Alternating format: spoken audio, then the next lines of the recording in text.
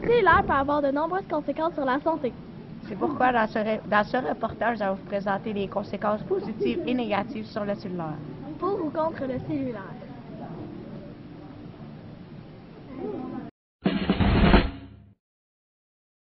On était sur la route et quelqu'un a eu une crise de quelque chose, on ne sait pas trop quoi. Et on a pu appeler l'ambulance, comme ça, il est venu.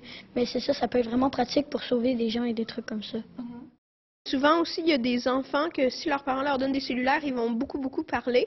Ça peut être bien comme en cas d'urgence, mais par exemple, il y a des enfants, ils vont tellement parler qu'à la fin du mois, ça va faire des factures épouvantables.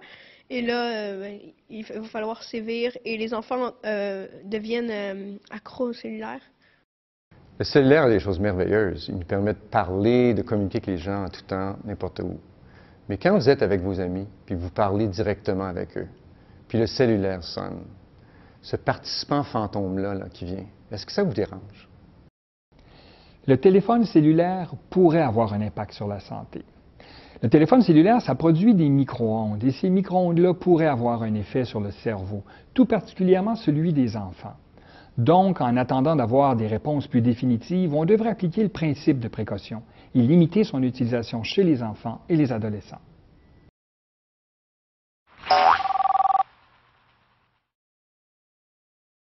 Produit en 2006, SMS Sugarman est le premier film à avoir été entièrement tourné à l'aide de téléphones cellulaires. Il en aura fallu 8 pour réaliser ce film. Celui-ci a ensuite été présenté sur des téléphones portables en 30 épisodes de 3 minutes chacun. Alors, êtes-vous pour ou contre le cellulaire? Réfléchissez bien.